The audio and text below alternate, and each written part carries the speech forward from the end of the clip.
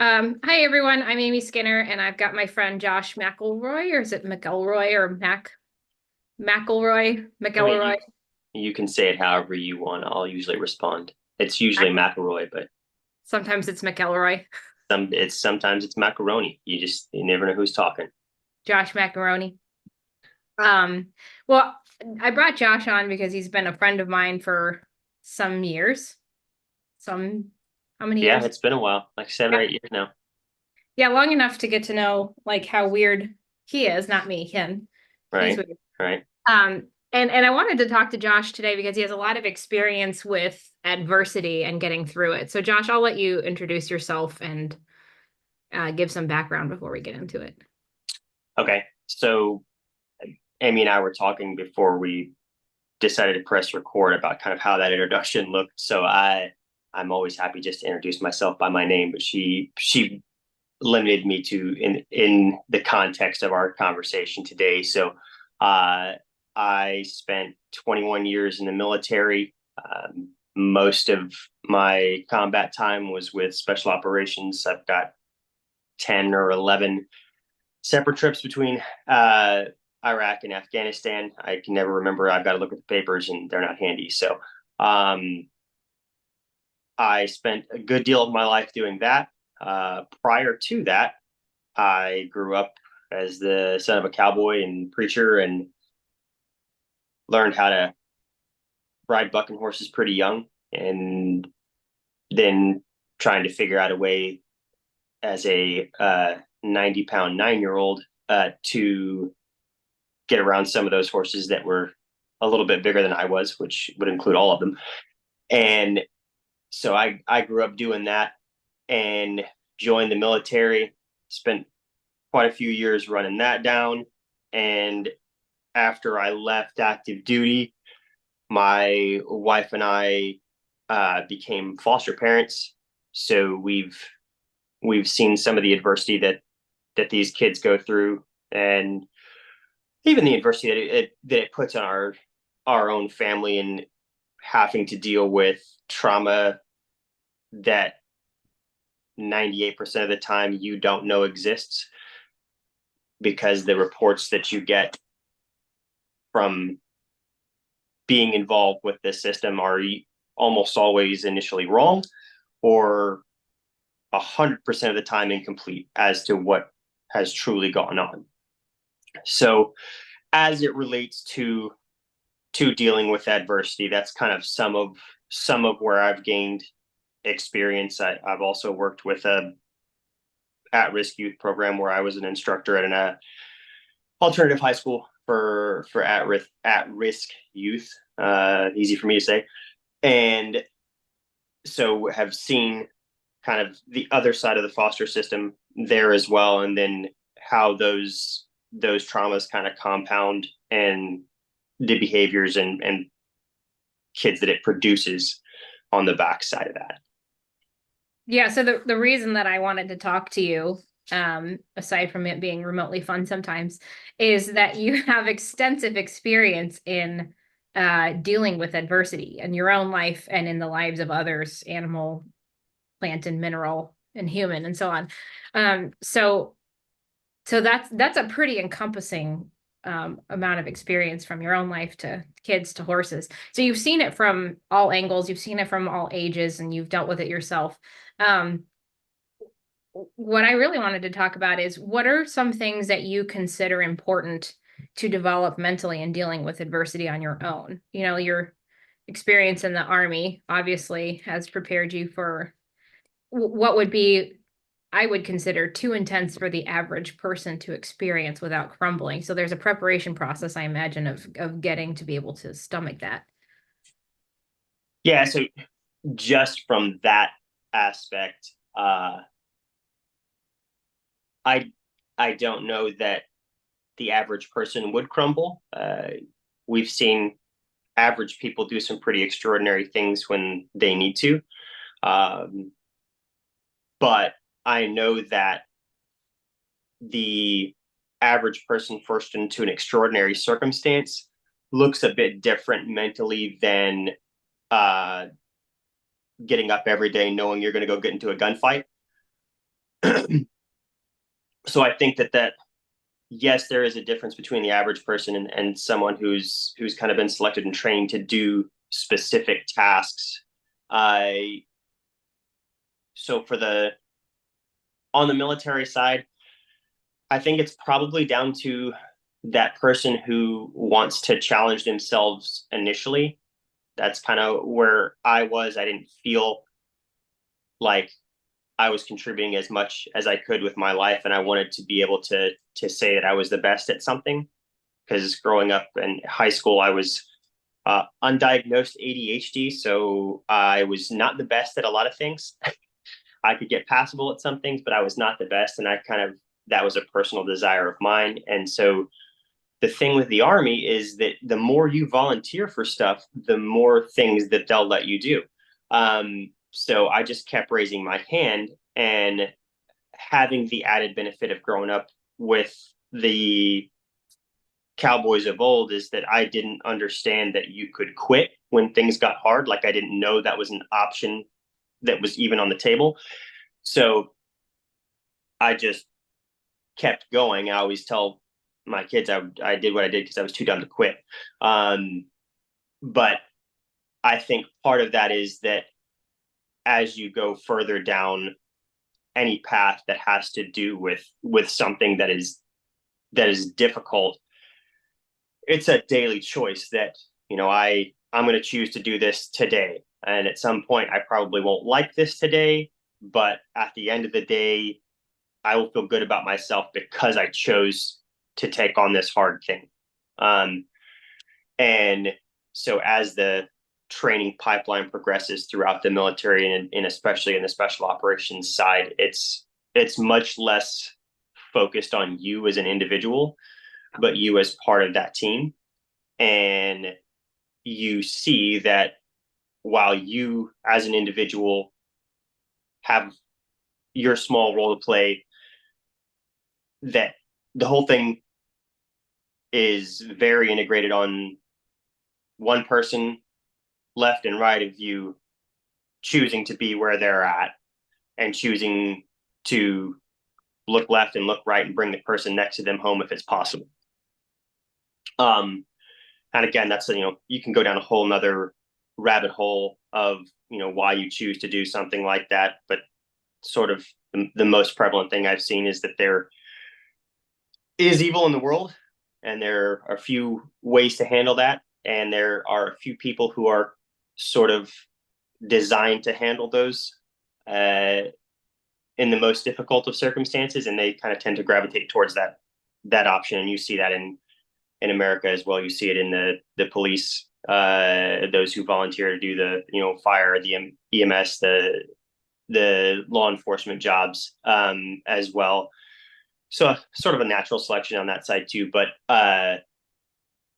I while your training prepares you right from a mental standpoint, I don't think that anyone is truly prepared for sustained exposures, right? Yeah. Like I said, normal person can get put into extraordinary circumstances, and they can usually kind of wrap their minds around that. It's much less the one-off experiences that tend to affect your psyche or your ability to keep functioning in that aspect as it is the sustained exposure to it. However, that's kind of part of what you see as a selection criteria, if you will. Um, I know that I took multiple personality test batteries. Those folks who are followers of you who are in the psychoanalytic side, I've taken the MMPI probably 6 times because every time you go into another job position, your psychological makeup is scored again. So I think there's How probably crazy are do you? what How crazy are you given the I'm crazy enough that those folks who are familiar with it, I don't have any predilections towards anything on the MMPI, which is more concerning to a psychologist than having some sort of psychological deviancy, is that why I is have that? none. So that's probably how crazy I am. Okay. But I think that's part of a selection criteria, but also it again goes down to you're making a choice at that point because of the relationships you built uh, to do your job because you know that the person next to you depends on you to do your job. So that's the part I really wanted to talk about, because when you said that, that just kind of lit up. Is today's culture, I always think of things moving from extreme to extreme, pendulum Oh swinging. yeah, You talked about like not knowing that you were allowed to quit. That's the mentality of olden years, right? As you get back on the horse, or you don't quit until you're dead or whatever, right? Um, and then now the culture has kind of swung the other direction to like you must always be comfortable. Adversity is stress. Stress is bad. Um, you kind of have to like it's a very me-centric culture now, which I think is a direct result of being too extreme in the other direction. But you said something that was close to the effect of like you're part of a team, and that is why you continually choose to put yourself in the face of danger, the face of adversity, and the outcome is to better the collective we, right? So you at some point decide, is that correct? I, so yes, and then sort of at like the micro level, no. Uh, Because it makes you feel good to be part of the collective we. it makes you feel good to be a part of that larger whole that's Yep. doing a mission that has moral worth, Yep. right? However, I've said this, and you and I talked about it as well, where people conflate that with some sort of like nationalism or patriotism, right? Um, and when people thank me for my service, it's always kind of strange to me. I just tell them thanks. It was the best job I've ever had. But I also didn't think about you at all, ever. Thanks. Um, the only reason I went was because I knew those 4 to 5 people who I could see left and right of me, I was good enough at my job that they wanted me to be there. And I knew that if something bad happened, I wanted to be there to do my job for those guys Right. so that I could bring those specific people home. It Yeah, was but never about a national goal, right? It no, was you still have the literally, framework of a team though. So you have Josh who is trying to fulfill Josh's desire of doing good, right? So you can sleep at night. And then you have your team, right? So your desire to do good is to protect your team. So there's the I, and then there's the we, and then there's the greater we, which is kind of more nebulous and not really easy to imagine in the thick of gunfight, I imagine. But what I'm getting at is to be able to get through adversity, there has to be a deep core desire that pushes you as a person, right? And that's something that you connect to in order to get through those things, right? I think it would be fair to say of you is you don't often know how hard things are because you're just doing one step at a time. And it isn't until you look back that you're like, wow, that was crazy. Can't believe I lived through that. But it's no big deal in the moment, or less of a big deal than you would think it is, because you have your core desire and that pushes you. And then everything is just one step, one decision, one step, one decision. yeah, no, that's an accurate description. Yeah. um, you, if you in your head, if you start looking too far ahead or too far behind, there's too much there. Yeah. So in in the middle of that, it's literally one foot in front of the other. What's the next thing I can do to keep Yeah. functioning? And then you sort of pay for that on the back end of looking back and like, oh, that was a lot. Yeah. So developing resilience is sort of an accident. I think that would be fair to put it, right? Because it's not,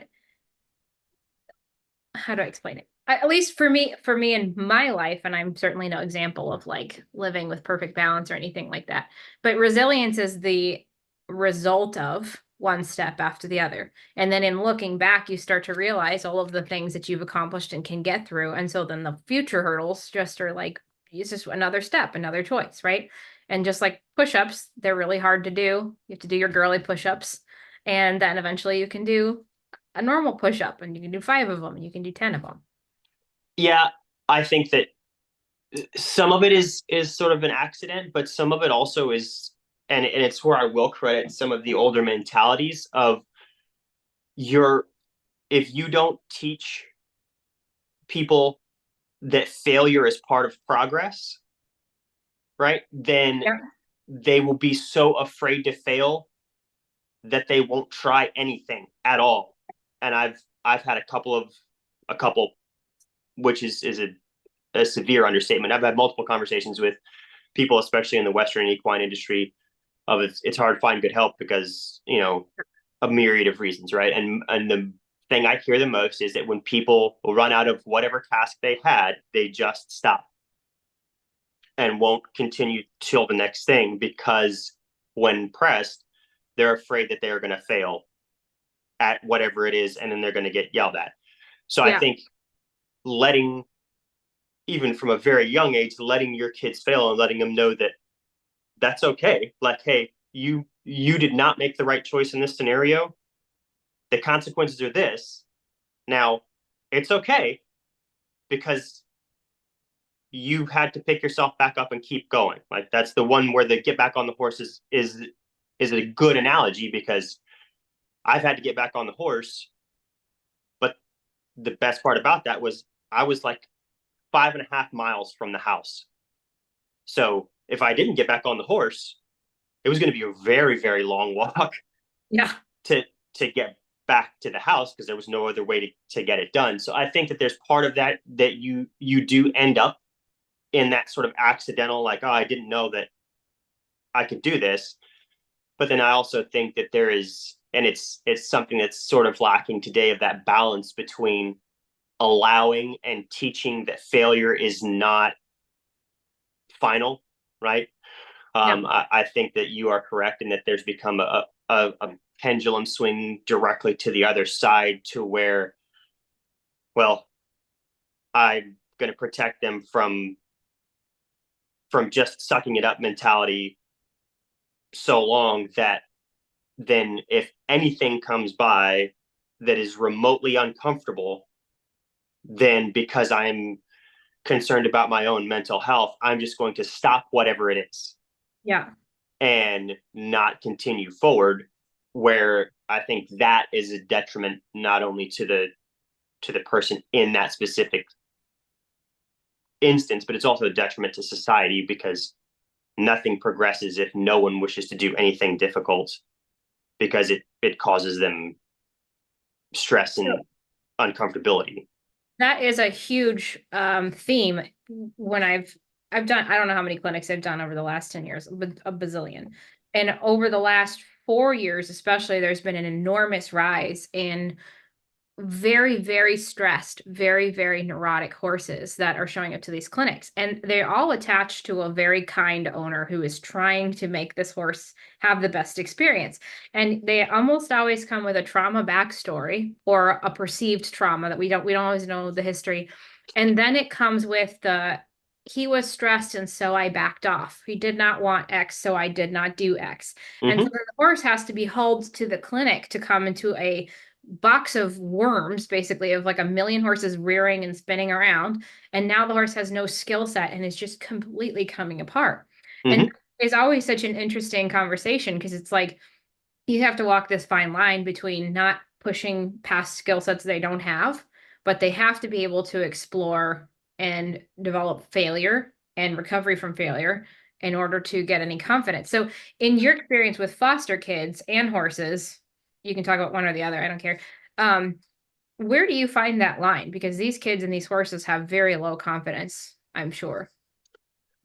So, interestingly enough, they look the exact same neurologically, right? Even down to where like brain structure, um, because at that level of development, even in the younger children and horses, right, there's that frontal lobe isn't there, so a lot of it is react and in the moment because You're you saying can't that kids and process. horses have similar neurology.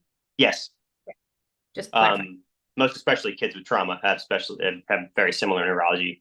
Um, you could see it even for those folks watching who have children, how many times have they asked their kid, what did you do that for? And I guarantee you your kid's response is, I don't know. Yeah. And they literally don't, right? They have no idea why they did it because there was no pre-planning. It just sounded like a good idea at the time and they tried it. Um, so I think that in both of those aspects that you have to look at a sort of what skill set can you bring to the table as the person dealing with that issue right then, and then what issues, what skill sets are needed in kind of a further along the pipeline thing, and that can cause you an amount of stress too, since you're not able to enforce those skills being used when you're not there. But I think that kind of, and I saw the same ones in you can kind of see in horses and kids when I was working with all the at-risk kids.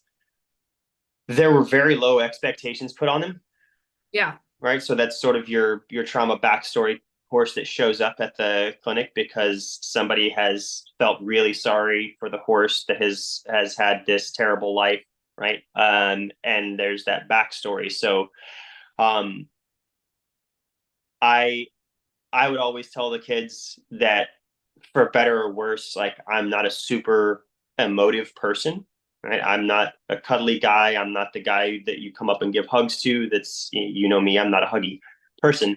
Um, but I care that you are going to be doing better in the future, right? So I care about you. I'm just not going to coddle you to get there. So I would always tell the kids that I am very sorry that those bad things happened to you and it should have never happened.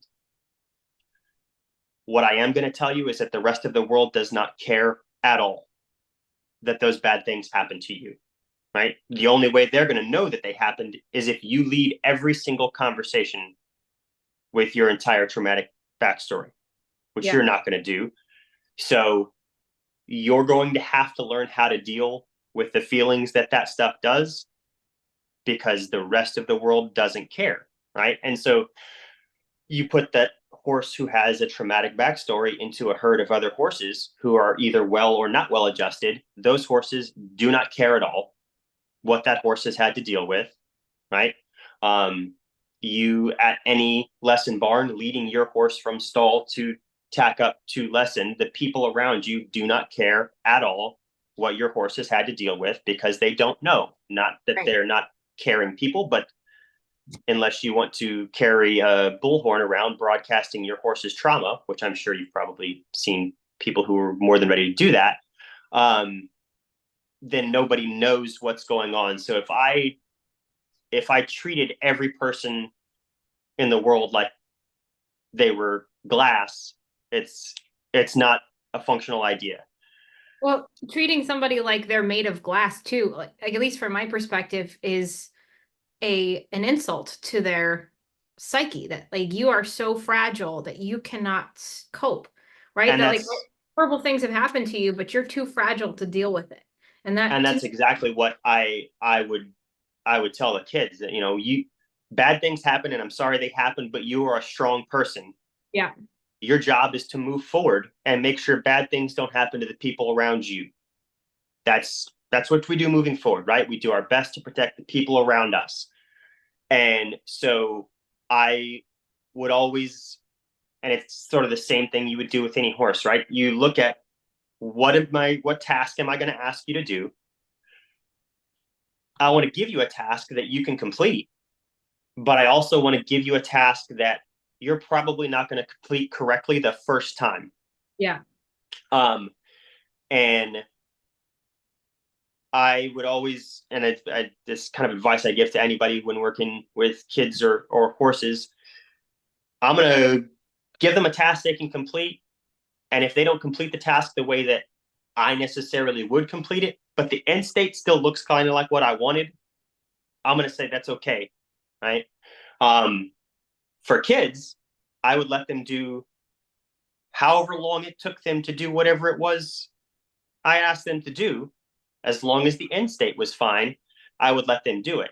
Now, if they came back huffing and puffing and covered in water and whatever, they were super ready to take any hints that I had on how to make that experience easier the next time they did it. But if I provided all those hints up front, they would have done what almost every kid does and completely blow them off. Right. Um, so I would never give them all the answers. I would let them do it as long as the end state looked good. It's fine. And that's where your own personal patience sort of, you've got to develop personal patience with that.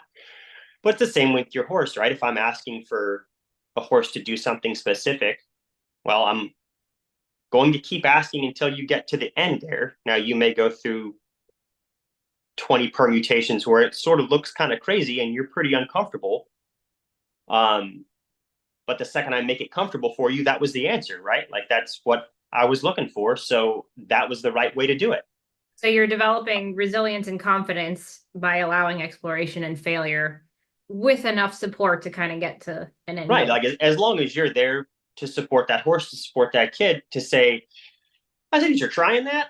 Um, Yeah, let's not try that. That's probably going to be unsafe. right. But I'm gonna let you keep working because it's, and again, the same neurological behavior in horses and kids is learned helplessness, right? If I do everything for them, they do not believe that they are capable of doing it themselves, because if they were capable of doing it themselves, somebody would have asked them to do it already. Right. But nobody ever asks them, so they assume that they're just incapable of whatever you Yep. ask them to do. And I think that's where we sort of kind of miss the mark in both kids and horses, is that because they've had to go through bad stuff, or even what we perceive as bad stuff, right? That they're probably incapable, or wouldn't, it would tax them to do whatever it is we're asking them to do. So I don't really want to do that to them because I'm a nice person. Right. And that's the exact opposite of how you build a resilient horse, how you build a resilient human. So one of the things that really troubles me about the current trend in never stressing, Josie's got autism and probably ADHD too, so she's been in therapy for forever. And the therapists are pretty good, but a lot of the mentality around dealing with neurodivergence in children is making accommodations, which is great. I'm all for it. But there's a difference between accommodating and developing skill sets. And Mm-hmm. that's where the funnels need to converge at some point, right? So Josie can't handle the feeling of socks. Okay, but that's great. So we can accommodate that by letting her go barefoot. But at some point, winter is coming. And so then we have to put socks and shoes on, right? So uh, um, what accommodations have to blend into at some point skill sets. And I think that a huge push and a huge I should say a huge risk of trying to not stress our children, our horses, or whoever has a sad story or a struggle is that we are accidentally seeking to assuage ourselves instead of support the thing that we have in our charge. So if I don't stress my daughter, then I don't feel bad because I like her. I want her to love me. I want her to be happy. When she's Mm-hmm. happy, I'm happy. And so then there's this accidental placing of her happiness and my happiness is the same thing. And Mm-hmm. like she's always going to be the way she is. I'm not trying to change who she is, how she is. But she does have to learn certain skill sets. Like people don't like you hitting their face repeatedly. That's not going to fly, right? Even if you're neurodivergent, you have to learn how to Mm-hmm. accommodate the fact that people do not like their face slapped and pinched, right? So Mm-hmm. stuff like that. Some with our horses, there's going to be times where they're uncomfortable. Like I know you don't like water, but you're sweating. And so I'm sure that there's a trauma backstory to the water, but at some point I'm going to have to hose you off. So we're going to have to bridge the gap from here to here. And in it, my emotional comfort cannot be the top priority. It can't be. And that concerns me a lot about that trend. So you can Yeah, I patience. see the same thing. I see the same thing. It is concerning. I think you're completely right that there are, the accommodations are terrific because they can help learn things in the moment that would have been barrier driven prior to, because if Josie's got socks on, Josie's not going to listen to anything Yeah, she can't think. because it's an emotional washout. So I think that that is correct. Like there are certain things that you can, and my dad used to say this ad nauseum, and I hated it when he would say it, but it's the thing I say most to my own children now is pay attention. Yeah. Um, if you pay attention to what's going on around you, the people that are around you, if you pay attention to them, right, you will see when they are at their limit, right? And so especially with kids who have mental challenges with the autism or the ADHD, where they can get emotional blindness and they can get, those things that just don't compute with their brain, you can accommodate them to some extent. But the second they're able to cognitively understand the situation, then it's that explanation of, I can help you now, but I can't help you forever. Yeah. So I have to teach you how to do this uncomfortable thing, Yeah. right? And I my wife is still in the school systems, and I see this as a issue for them too. Of we create so many accommodations for these kids because we are very concerned that they have a happy, good experience, that we are not creating a successful human on the backside of our primary school systems. Yeah, which is the total opposite of like our raising, which was like neurodivergence or unless you were really severe, I don't know what your experience, but it just didn't exist. So if you were undiagnosed something, you just Suck it cheated up. your way through school. You basically, that's the only way you're going to get through it. Like that's definitely what I did. Yeah. Mom, don't listen if you're watching this. No, and again, it's sort of the whole Maya Angelou thing, right? If you know better, do better. Nobody knew any better, right? So Yeah. they, how are they going to do any better? But I was the same way. Like I have, according to this test, I've got a really high IQ, but I graduated 52 out of 72 Yeah. in my high school class, which on paper is not very good. Right. Um, so like there, and I'm a big proponent of Temple Grandin's, find what they're going to like and be successful at, Yeah. and let them kind of roll down that way for a while. Um, but it's the same principle, and I going back to your kind of assuaging our own feelings portion, right? Like, um, I think that's because of the things that some of us in our own upbringings or that we've seen, we're like, man, that's probably not the way to do that. But we don't know how to balance that, right? And I told my oldest son this because he's now a teenager, and so everything I do ruins his life, right? Every time he's forced to follow some sort of rule he doesn't like, I've ruined his life.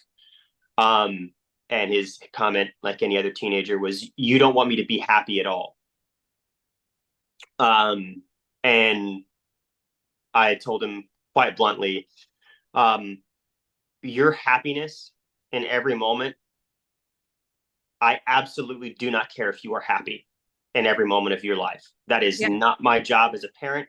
My job as a parent is to give you a safe environment in which to learn and develop relationships with people and take care of you and teach you as much as possible. My job is not to make you happy all the time. In Right. fact, my job is the opposite. It is to teach you how to remain calm when you are unhappy, and that the world will not make you happy all the time. So you have to learn how to be unhappy and still provide for those around you a relationship that they would like to be in, right?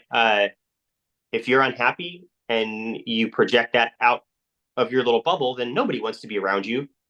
Right. So it's learning that balance of, okay, I cannot be happy with this specific decision, but we've got to keep moving. Yeah. And how do I let that go and look at it with perspective, right? You and I have talked about perspective a lot, like the ability to develop perspective in people of how bad is the thing that you are facing right now as compared to anything else around the world. Yeah. Well, that's something that I love that you hit on is happiness.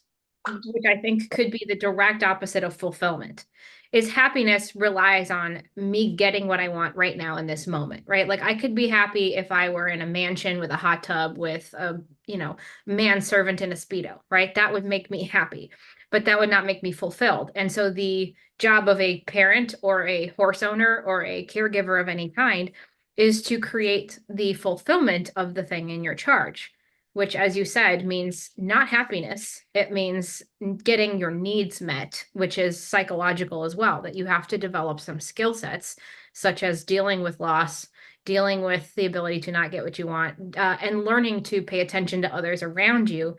And the more you give the kid or the horse or whatever what they need right now to be happy, the less they are able to take care of others around them and notice them, because it turns into a very me-centric thing, which, as I said in the beginning, societally, I mean, America's always been me-centric. That's kind of one of the cool things about it.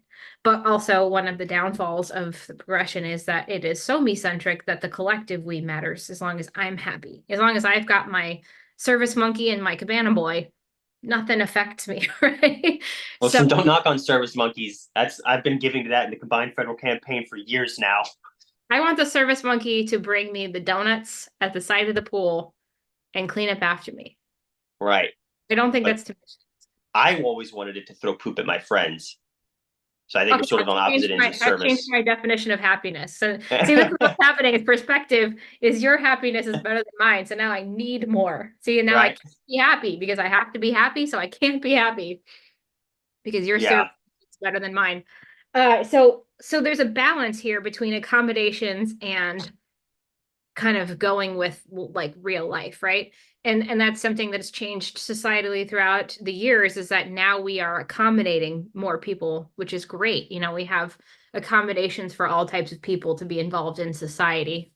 I've got nothing against that. I think that's great. But like you were saying with the school system, there are so many accommodations now that developing a functioning human being is getting harder. So with your foster kids, with your horses, with your own kids, where is that line for you between accommodation and, I don't know what you'd call it, getting through something that's hard for you? So like the accommodation and resilience line. Yeah. So being able to kind of always fail forward, right? I like that. My line with that is, can we do we have the time, like in this situation, to how far can we press the uncomfortability here? Do we have the time to be able to decompress from that being uncomfortable, right? Because there are certain things that if I ask it now, I know enough about that horse or that kid to know that for 2 hours, this is going to be a pretty ramped up individual, right? And so their biochemical makeup is going to be altered for a significant amount of time, and there won't be enough time for that dopamine serotonin thing to come in, because they're usually getting dopamine from the wrong spots, right? So I've got to change where they're getting it from, and do I have the time to do that and be able to support throughout that? Because what I don't want to do is spike them out and then hand them over to somebody else, or let them go deal with whatever on their own, because then the lesson I didn't build any resilience. I just built another avoidance behavior. So do I have the time to do this? And then, okay, what is the limit of this person or this animal that I've seen? Like, what can they deal with? And okay, I know that they could probably deal with this. Okay, so I'm going to push up to that line, and then I'm going to step over it a little bit, so that they know that when I get to the line, I'm going to back off. So then when I step over that line just a little bit, they assume that it's probably the same line, and then I'm backing off when they got uncomfortable, right? And so I'll just push the line a little bit further every time, with them understanding that when they get supremely uncomfortable, I'm going to back off, and I'm going to give you some time. And so being able to just sort of incrementally move that line forward is the ideal, right? And then once you get to some of the other behaviors, maybe then it becomes literally it's a physical exhaustion thing, right? I had one girl who would like she liked to fight at the drop of a hat. Like she would fight somebody for sneezing too loud. And I sort of became like a de facto discipline person because I didn't really discipline. They just came out and worked with me, and whatever I was doing, they just did, and we talked through it. But she was throwing things, and I told her, "Hey, come here. I need some help. Um, and I will let you fight that person when we get back. If you have the ability to fight that person when we get back, I will let you fight them." Knowing full well that what I was asking her to do was never she would never be able to physically carry through with being able to fight. So we went in and we needed to bring down hay. So she had to climb to the top of the 50 hay bale stack and bring down hay. And then we needed to carry the hay, but our wagon was broken. So she had to carry 15 bales of 50-pound hay, 250 feet to bring into the barn. And by the time she was done, whatever aggression she had was gone. And I was like, all right, you ready to fight? You ready to fight that person? And she was not ready to fight. She was very tired. I was like, okay, now, why were you willing to fight that person? And, 30 minutes prior to that, there would have been no rational explanation Yeah. that you could have gotten through. Well, being physically exhausted, we were able to talk through, okay, was that literally something that you should have thought about? Were you bringing some craziness to that didn't need to be there? Yeah, probably was, right? Um, so the same in a horse, right? There's some times when like you've got to keep asking the question. They got to keep getting it wrong till they are in a physical state where they like, I really need a break. And then I can give you any right answer to the question is your release. And then you're in a physical state where you can understand a little bit better than you were 10 seconds ago because you while you were in it, you had no ability to listen to me. Yeah. But if I don't ever take you through that, you are always going to go to your red line. Yeah. And then we're never going to get through this. So I've So got to take you as close as I can to that red line where you're physically unable to keep going through there. And then we can come back to something that looks really close to like what we needed to get through. And then we can move forward. But if I don't push you that far, then you're always going to have that defense mechanism. So let me lady explain this back to you and see if I'm correct, because being right is very important to me as a lady. So you have paying attention as the most important part of the cycle. You pay attention to what the individual's skills, limits, personal feelings are in the moment now, right? And then you teach a skill, obviously, at some point in that time, you push the limit of their skill set, and then you back off, and then you leave time to decompress or re-examine what's happened, which is like perfect formula. So in the case of your girl who wanted to fight, you redirected her energy she had learned to seek an outlet, we could say, of her personal emotional instability or whatever the case is. The outlet was in through fighting. So a negative source of dopamine, would that be correct? Yeah. And instead, you redirected her energy to get a positive source of dopamine, which is accomplishing a task using your energy or whatever. And then when she was in a more thoughtful frame of mind, you were able to come back to it. And you can't teach anything when she's seeing red, but you can teach something after that decompression period. Right. That's cool. So in a horse, this is what I try to teach in like dealing with horses' movement. Let's say you have a bucker, for example, like the cold-backed horses that you put on the lunge and they just want to tear around or whatever, right? So they are not thinking because they're in an old loop and they're filled with seeking an answer through negative source of dopamine. So I would say to that horse, fine, going forward is totally okay, but you have to go forward in a 3-beat canter, for example. So they start to buck and spin around. I would ask them to go forward and they would try to suck. They always try to suck back because they're like, no, I want to buck. I wanted to buck. And I'm like, that's fine. You can buck after giving me a 3-beat canter. And then what usually happens is after a half lap or a lap of cantering, they start to blow out, they start to relax. And then I'm like, okay, you want to go crazy? And they never do because they have redirected that energy into something productive but forward. So instead of fighting the thing and trying to repress it, like your girl who wanted to fight, it's not like a no, you cannot fight, sit down and hold still because she can't. You have to redirect the energy to something that is productive and forward, like you said, fail forward. And then that horse basically starts to find a new dopamine hit, a new source of dopamine. But the tricky part for teaching people is the pushing through that because a lot of times people want to back off at that point because they're like, my horse doesn't like this. And I Hmm. always tell them, your horse does not like bucking either. It's something he's trapped in and he would like to get out of, and you have to help him, but you kind of have to push a new route because he's not going to find that on his own. And it's not going to be comfortable. In order to get Yeah, and I comfortable, think you that's have to sort of be the, uncomfortable.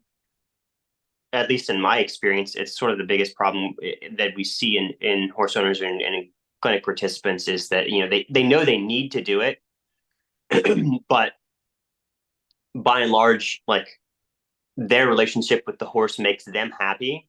Yeah. Like that's their personal happiness, like you said, and it's so them helping their horse through something that could be perceived in maybe their own mind as detrimental or as punishment to the horse or whatever then because they don't understand that the horse is not going to hold that against them, right? Like they don't have the ability to talk with the rest of the herd about why Mama Susie made me do something hard today and she totally shouldn't have done that. And next time she comes out here, I'm totally going to get her, right? They don't have the ability to do that. So I think it's our job as folks who work with the public and see that to kind of let them reframe like, if you want to do what's best for your horse, there's going to be times when you have to be uncomfortable Yeah. with this. Now, that isn't to say like you're beating your horse, you're not comfortable with that, right? But there's going to be certain things that are not comfortable for your horse, but you're going to have to be there with them. And so if you care about that horse, then you're going to care that they get over this because they can't live their lives in fear. Right. So if you want to be a responsible horse owner and you feel some sort of emotional bond that that horse is attached to you, then you want them to be fulfilled and have the best life possible. And the only way to do that is to make them resilient in dealing with the world. So let me ask you this, because this is a common thread in the horse world now too, is every single person who's gone to a clinic, I think, for the past 10 or 20 years has a story of a teacher or a clinician who pushed their horse to do something that ended up being detrimental and they felt uncomfortable, but they didn't listen to it, right? So let's say like in the case of the dressage world's a perfect example. You get into a clinic, some German so-and-so comes in with the accent, the lesson's $400. You push your horse, smack him in the legs with whips. You feel uncomfortable. You don't trust that process. You come out of it. Now your horse is traumatized. So now when I get into a clinic environment and I'm going to teach, the first thing that a lot of students experience is discomfort that I'm pushing their horse. And now they're going to listen. And so they back off when they shouldn't have, right? Because we have to be able to distinguish between bad discomfort and good discomfort. So where is that line? How do you distinguish in a situation where you're making your horse uncomfortable if it's positive or negative for their outcome? So the way I look at it is, whatever the end state is, right? What task am I asking them to complete at the end? So for yours, if it was a horse that bucks when it goes to canter, then at some point together, we're going to want to canter a 3V canter, right? And the horse can do it perfectly fine in the field. You've watched them do a 3V canter in the field. So, it's not pain, that's not, you've ruled out all the pain, right? That's my biggest thing is, I don't want to ask horses to do something that is painful to them and then try to push through it without understanding it. But if it's not pain and it's something that either you've created or somebody else has created in avoiding things, then what's the end state goal? All right. Now, can we safely get to the end state goal for everybody involved with the knowledge base that we have right now? And I think that's probably where you see that large disconnect is that, like, if you were asking something, you know, because you've seen thousands of this X problem, right? That with this horse, 98.9% of the time, this is what's going to be required. And if anywhere along that process I see that it's too much or it's getting kind of crazy, I'm going to back off and try to figure out a new way, right? Yeah. So I think it's for the casual horse owner, it's I don't know that there's a hard and fast fix, but it's also it is incumbent upon them to look at, is it causing irreparable harm for your horse to experience this event? Yeah. Meaning, is this horse going to run backwards through a barn, tear over a fence, run over something, injure themselves? Like, if we've put them in a situation where it could cause irreparable harm, then yeah, that's going to be a non-starter. Now, it also takes the ability to take that horse out of the framework in your mind of a child. So I might take a dressage whip or a carriage whip, and if a horse has developed pretty aggressive behavior, I'm going to enforce my boundaries in a safe manner by thumping them with that before they get to me. Yeah. Now, if I see that horse as a child, that's a completely different interaction. Right. Versus if you have, again, paid attention to any horse behavior, when that horse crosses a boundary line with another horse, it is a very immediate and, in our eyes, very aggressive interaction with a lot more power than you could generate as a human. Yeah. So again, it's sort of like reframing in our minds. Like, there are some times when we need to create a place of discomfort with whatever we have, not abusive, but there has to be some sort of discomfort. And you don't have a hind end capable of producing 1,200 pounds of pressure per square inch that a horse would enforce that with. So is it going to cause irreparable damage? And then, is this a me thing, or is this a needed correction? Well, Right? that's something I think about a lot. Sorry to interrupt you. I just got excited. No, it's good. Short-term discomfort versus long-term discomfort. So the pushy horse is a perfect example. You can correct that horse in the immediate, creating some short-term discomfort and creating long-term comfort. That horse can now facilitate itself in a herd. It can deal with other people. It can be peaceful, because I've never met a pushy horse who's mentally peaceful. Oh, no. So they're not mentally peaceful. They're not having a good time. Never. No matter how cute and playful they look, they're stressed. And that's something I'm very adamant in maintaining. But if I go for short-term comfort, I don't want to correct him because I don't want to hurt his feelings. I don't want to stop him from doing what he likes. He likes to play with my coffee cups and knock everything over, and that's so cute and funny. Short-term comfort for a long-term discomfort, which means that every time he's with the farrier, the vet, you're leading him, he's going through a gate, he's in the herd, he has a constant source of discomfort in his life because he can't manage knowing where the boundaries are. And a horse who does not understand and can maintain those boundaries is just not going to feel peaceful. That's what they're designed for, is being in a herd. And like you said, herd corrections are pretty intense because horses love order. That's why they always maintain, when you put a new horse out, they're beating everybody up to establish order, right? So that's the thing horses care about most for survival is order. That's how a herd maintains its safety. Yeah, you touched on a really good point there. And like, if you've got a horse who doesn't understand boundaries, and kind of, if you break it down, I think, and it's, again, personal opinion, almost every problem we see that ends up under saddle is a boundary of some sort that is unclear. Yeah. So I think that long-term boundary issue is very apropos to that situation, because from a neurological standpoint, every interaction after you don't teach that horse boundaries is a surprise Yeah. to that horse. Yep. And that's So totally unfair. they go through a gate. Yeah. This could be bad. This could be bad. Maybe it wasn't bad. Okay. They walk up next to anybody. This could be bad. This could be bad. So it puts that horse in a frame of mind where they are anxious about their personal safety all the time, Yeah, exactly. because they have no concept of what the boundary is. Well, let's say so we had an example of a girl who had a horse that was blowing the left lead canter, always cross canter, constantly going to the wrong lead. It was a disaster. And she was trying and trying and trying to get it right and could not figure out why. So she brought the horse to me for a lesson. The first thing I noticed with her leading the horse is here's her and here's the horse. It's just like glued onto her with the left shoulder. And so I said, the left shoulder thinks it is supposed to intersect with you because that is how he leads. And so when you get on the saddle and you try to move him over for your left lead, he He's pushes trying to hard. meet you.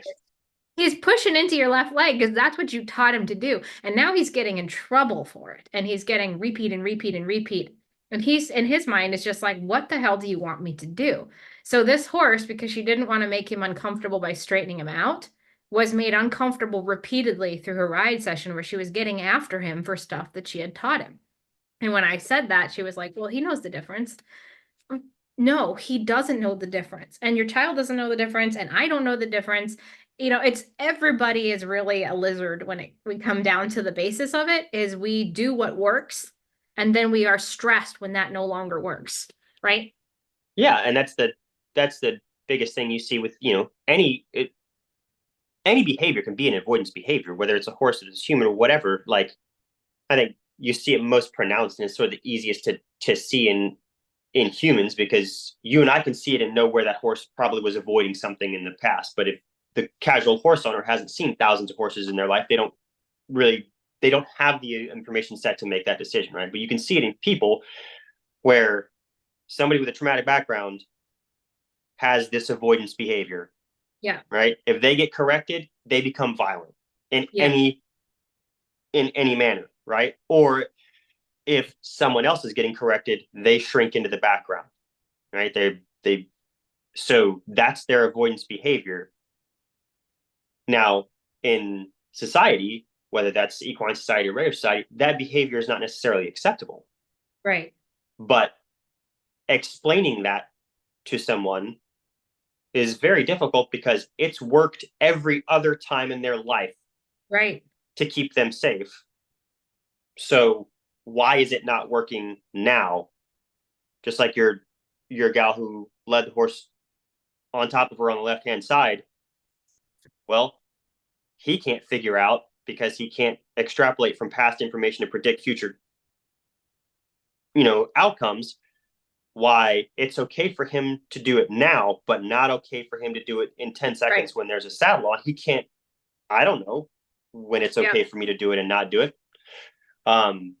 So I think that's a large part of us as horse owners and riders, of understanding, like, you can do all these things with your brain, Yeah. but you have to pay attention enough to understand that the horse can't do all of those. So you've got to really break it down to a simple, like, what's the basis of what I'm asking here? Can they understand that? If not, I need to rephrase it. It's right. It's always my responsibility to fill in the gaps of information, whether that's with humans or Yeah. horses, right? Because if I leave it to them, you know, what did my buddy, it's a friend of yours too, Jason, was saying yesterday? Uncommunicated expectations are the greatest source of stress in life. Oh, that's a good one. Yeah. Jason Swift trademark.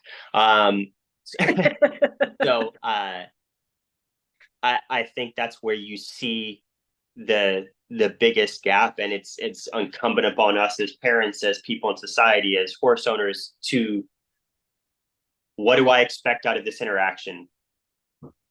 Have I communicated that effectively? Like, that's a big thing. And I was talking to a young gal who manages a barn for a pretty big trainer, but a lot of the folks that work for her are scared to ask her questions. Yeah. And I was like, I think you're not communicating your expectations effectively, but you're still placing those expectations on them. And so they never know when they're going to get yelled at. And so I think in any sort of interaction, right, whether that's with your kids, your spouse, whatever, if you expect something or you are trying to get to somewhere, words mean things. So we have to be very clear on how we say this, how we frame it, what do I want the outcome to be? And then with a horse, you have to know what you're going to get, what do you want out of the interaction, and then how can I be the most clear and the most concise with giving them that information. That's excellent. So the bottom line is if we want to help things move through things, people, horses, whatever, if we want to help them move through their sad backstory into being productive, healthy, and happy, we have to develop the ability to communicate, the ability to observe, and the ability to get uncomfortable ourselves. There's just no way around that. Yeah, no, it's and it as teachers, as people in life, I think those are very, very solid points in helping those around us deal with anything that's hard. But they also go to your own, like, I'm going to deal with something that's hard. Yeah. I need to pay attention. I need to set correct expectations. I need to be willing to be uncomfortable for the greater good. So I'm going to summarize to wrap this up what you said earlier about essentially how you deal with teaching people and horses to move through from trauma to being able to be productive, healthy, happy, and so on. Is you pay attention to their needs and their lines, basically, is what is the limit of what this person or horse can handle. So you're aware of that at all times. That's on you. Then you teach them skill sets that they are going to need to move through those issues that they have. And then you push the limit right up to the line and slightly over sometimes. And once you notice their discomfort, you back off and then you allow decompression or reconvening time. And so if you cannot do those things, then you make your accommodations to get through, like you have to take them on an airplane or you gotta whatever. But when you're teaching, that's the order. And I think that's a pretty solid order. Yeah, no, I think that sounds much more concise than my hour of rambling. So that's terrific. Thank you. I took notes. I have a lot of notes. So all right. Well, I value your time and don't want you to get mad at me because I'm scared of you a little bit. So we're gonna have to wrap this up. But I really appreciate you coming on to chat. I think we should definitely come up with more topics to chat about. No, I always enjoy talking with you, and it's always fun. So anytime you want to talk, you are more than welcome to give me a call, as long as I'm not unhappy. Great. Well, I wouldn't dream of making you unhappy because then I would have to, raise the my needs for happiness. Because Yeah. if you get that monkey, man, it is over for me. I'm gonna have to get like a robot monkey or something cooler. Oh, they have robot monkeys? I'm gonna have to Man. invent one. And then I'll get the cabana boy in a Speedo to deliver it to me. So I can be Ooh, solid yeah. plan. All right, Josh. Thanks so much. Thank you. I'll chat with you some other time. All right. Bye.